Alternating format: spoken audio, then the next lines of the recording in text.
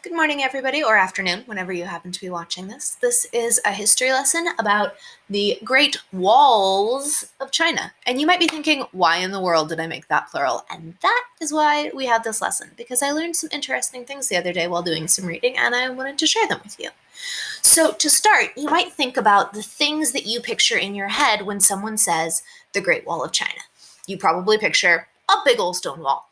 You might picture that you've heard that it's one of the only things on Earth that you can see from the moon.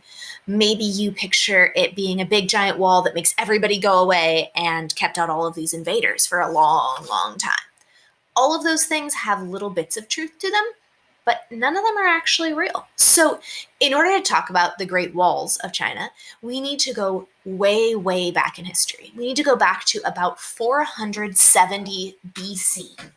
So remember that when we say BC or BCE, depending on who is writing it, we mean that you went all the way down to zero and then further down into negative numbers. If we were doing this in math, we would write it as negative 470. But when we talk in history, we say BCE to mean less than zero. So this is a long time ago. Around 470 BCE, there was a lot of fighting going on in China. China was, let's give us a blob. This is not what China looks like, but here's our China blob. During this time, it was known as the Warring States period because all sorts of little groups were all fighting with each other. Warring States period. So, in amidst all of their fighting, all these different groups made little walls to protect their area from the other little groups. So maybe there's a wall right here made by one group, and a wall right here made by another group, and a wall right here made by another group, and a wall right here made by another group. And there was a lot of fighting for a bit because there's a lot of that in history. Eventually, about 2 or 3-ish hundred years after this time, one guy and all of his armies managed to take over all of the space and get all of the states to decide that he would be their emperor because he beat them at war, and he was going to be in charge of all of China. This guy's name was Qin Shi Huangdi. I'm going to write it and show you something cool I learned about Chinese. So, this is pronounced like chin. I didn't know that. Now I do. So this guy, Qin Shi. Let's make sure I get my spelling right. Huangdi. He became the emperor of all of China, and that started the Qin dynasty. The dynasty is the word that we use when we're talking about Chinese history to mean like that's the group of people who are in charge. So him and his descendants were in charge. He said, we're all one group now. You don't need all these teeny tiny walls. Let's knock them all down and build our own wall.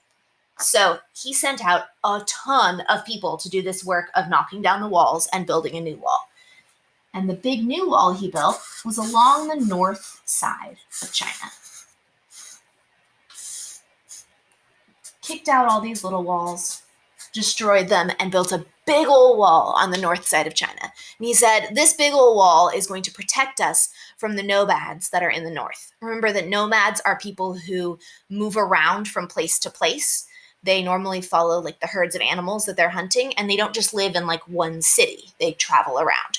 So up north of China during this time period, there were a lot of nomads, and sometimes they would come down into China, and the emperor said, nope, not going to let them do that anymore, not going to let them come into our space. That's what this wall is for. And you might be thinking, wow, that sounds really sweet. But remember that building a big, giant wall out of rocks and such is a big work. And the emperor did not go do this big work for himself. He took a whole bunch of people who were convicted of crimes, so people who were in jail, and he took a whole bunch of villagers, people who were just trying to live their lives, and he sent his army to gather them all up and make them go work on the wall. He did not give them a choice. he made them work on the wall.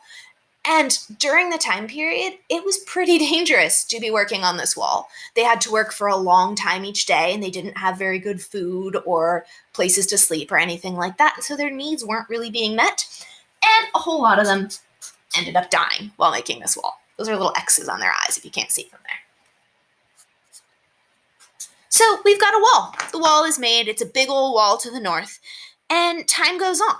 As time goes on, over hundreds and thousands of years, one dynasty goes down, a new dynasty comes up, one dynasty goes down, a new dynasty comes up, and during that time, little bits of like repairs to the wall get made, like, oh, there was a broken bit there, or maybe they expanded a tiny bit on the end. But in general, it remains a big old wall that protects the north side of the country from nomads. And this happens for a while. We're going to fast forward in time. Now, when we get to, sorry, I lost track of my space. When we get to around the 1300s to the 1600s, so this is like the time period where in North America, remember in 1400, so around in here, that's when Columbus got lost. We're looking at about that same time period. During this time, the Ming Dynasty was the dynasty that was in charge. And they were struggling. A lot of the people in China were rebelling against them. That means they had gathered together and wanted to put someone new in charge. And so the emperor, who used to be a general, so he used to be part of the military, of the Ming Dynasty, thought, all of these people are rebelling and they're getting really annoying. I'm having a hard time stopping them when they're trying to fight my soldiers. I'm a little worried. And so he made a request. Let's draw our little China again. Here's our China blob. Here's our wall at the north. The emperor of the Ming Dynasty. Give him a little crown just to be fancy, even though I'm not sure if emperors wear crowns. I don't think they do. Here's the emperor. He called out to the people to the north of China, and he said, help? He asked the folks to the north of China, hey, if I make a break in the wall and let you come in, you would totally help me fight this rebellion, right? To make all these people who are rebelling stop, right? You would totally help me. We should be friends. And the folks from the north said, yeah, sure. But they probably had their fingers crossed when they said, yeah, sure. Because what happened, as soon as there was a break in the wall and they could all come in, they came in and took over themselves. So this emperor didn't quite have things work out the way he wanted. When the folks from the north came over and took over for themselves, what happened is China got bigger because these folks from the north added in all the land that used to be theirs. So now China's bigger, a new dynasty starts, and there's a bit of a problem with the wall. If you look at our little shape here of our blobby China, the wall is no longer on the northern border. The wall is now just like kicking it in the middle of China, not doing a whole lot of good keeping people out anymore. It's a little silly, a little less useful, but time goes on. So the folks who are now in charge take over, and the wall gets kind of neglected. It gets kind of left alone. Little bits of it fall apart. Nobody bothers to fix much of it because it's just hanging out in the middle of the country. And this goes on for a bit. So let's fast forward on our paper again. It takes all the way to the 1900s. So the last century, the one that just ended a bit ago, before you were born, but a bit ago. In the early 1900s, around 1912, that's when all the dynasties stuff stopped. Pardon me. And the Republic of China, which was the new name for what China is,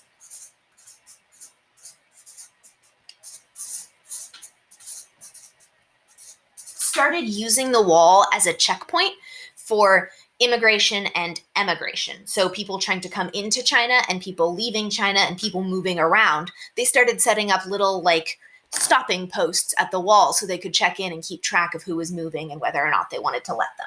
So they started using the wall again as like Maybe you've ever seen some of these when you travel between different states, or if you've ever driven up to Canada, there's a little checkpoint and there's someone standing there and they ask you where you're going and what you're doing and all of that stuff. They started using the wall for something kind of like that. But still, not much fixing. Time went on, erosion happened, wind and rain and ice broke apart bits of the wall, and the wall got crummier and crummier and crummier, all the way until the 1980s. The 1980s is when I was born. It is not that long ago. Let's go down to the bottom part. There we go. In the 1980s, people started traveling to visit the Great Wall of China. And so suddenly,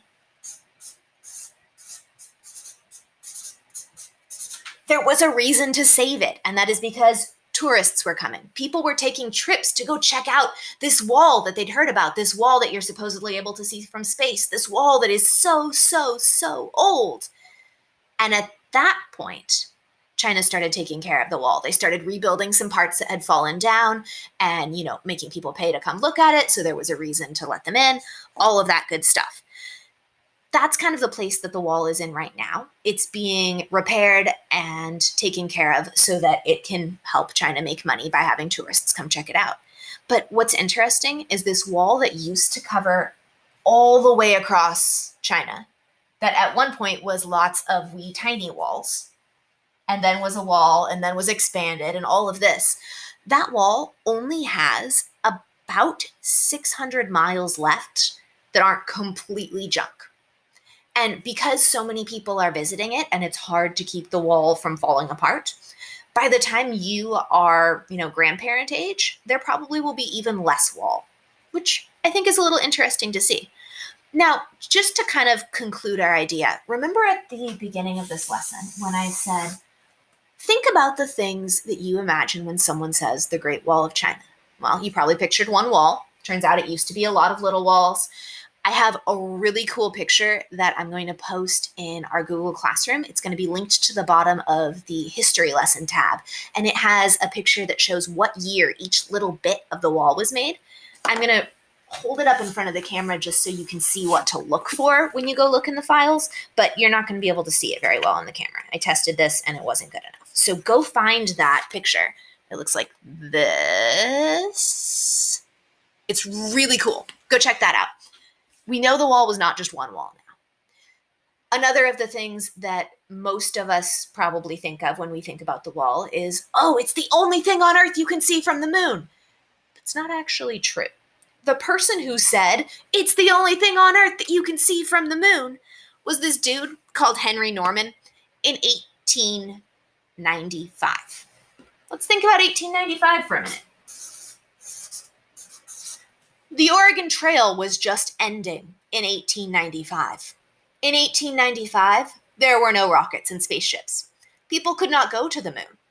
However, this dude, Henry Norman, knew that when you stood on Earth and looked at the moon, like with just literally your eyeballs, you could see some craters and things on the moon. And so he thought the Great Wall of China is probably big enough that if you were standing on the moon, you could see it from Earth. Just like when I'm standing on Earth, I can see the craters from the moon. And so he wrote about it and he said, hey, everybody, guess what? You could totally see the Great Wall of China from the moon. You cannot see the Great Wall of China from the moon. If you use a telescope, you probably could, but you can see a lot of things with a telescope. If you were standing on the moon, you could not see the Great Wall of China.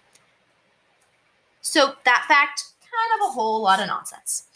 Now, our very last thing that at least I always thought about the Great Wall of China was that it was this epic thing that kept everyone out. It didn't. So it did an okay job of keeping some people out. When a small group of nomads, 20 people, happen to wander close to the wall, they're like wandering down south and they come against the wall, I'm sure the wall made them turn around and go back because they were like, hey, y'all, that's a giant wall. I don't really want to mess with that.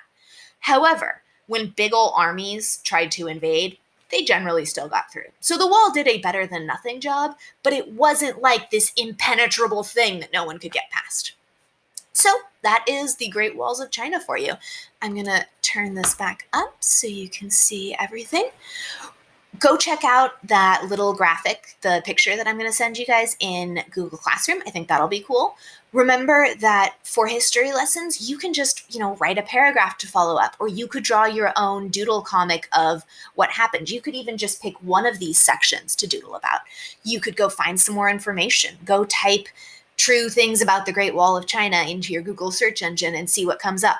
But remember, when you find stuff on the internet, you have to do that thing where you check and see if your source, the person who wrote the website, is someone who knows what they're talking about.